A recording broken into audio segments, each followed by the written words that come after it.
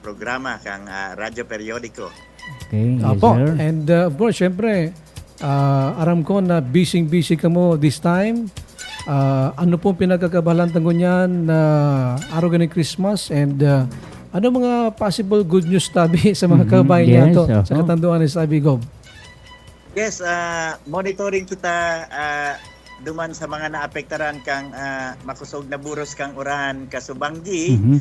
May mga lugar na apektado para kan si Bakungan, sa Dugi, and iba pang lugar duman sa may parteng Biga, no? And magiging busy man siyempre ang December 24 niya to coordinating kita sa PDRRMO since sa PSWDO.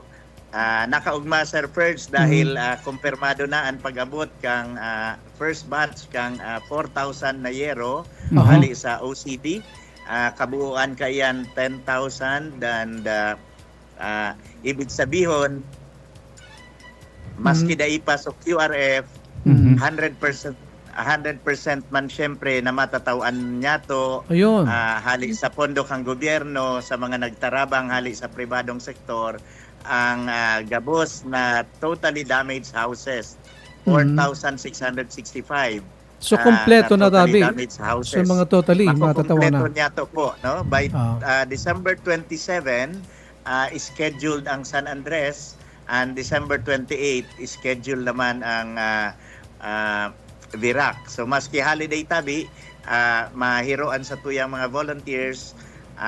Ang kagayunan kay ni Sir Ferds kaya mabilis ang sa tuyang distribution kung napansin nindo, maski ka itong distribution ning ayuda ning DSWD boxes, talagang inimpose ko na daing mga epal na politiko, daing mga speeches, maski ako mismo po, dahil ako nagpapahiling sa mga distribution kasi nakaka-delay lang iyan kang quick response na dapat pag-distribute ng mga ayuda. And ugmaman kasubanggi may coordination meeting kita sa mga nag-distribute hali sa DSWD nin cash assistance and I was told na midnight, no?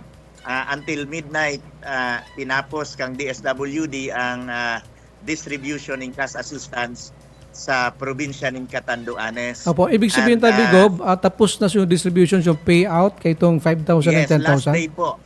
Last day po yesterday duman sa cash distribution kang DSWD sa 11 towns of Catanduanes.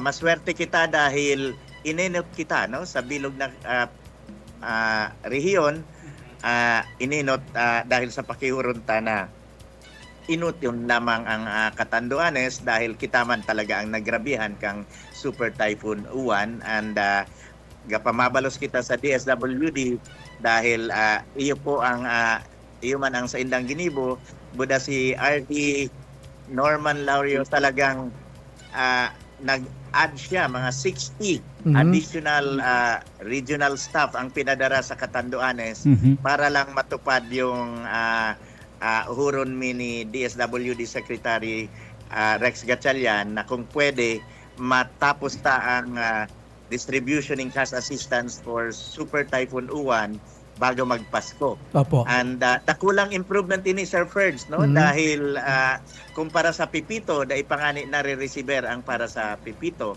And yet ining sa Super Typhoon Uwan, kompleto na. nagibutan ng Marinas and natapos ta ang distribution ng cash assistance. And initabi, ang sa tuyang totally and partially damaged houses is nasa 39,003. Pero yung first batch na na-upload is about 33,000 and so far iyo ini ang na-actionan, no, na mai-distribute. Ngunyan, we are working out on the remaining na consider na second batch and i-evaluate patabi iyan kung talagang kabali. And ang kagayunan man, starting 2026 tabi, I am issuing an executive order babaguhon ko ang proseso kan paglista Mhm. dahil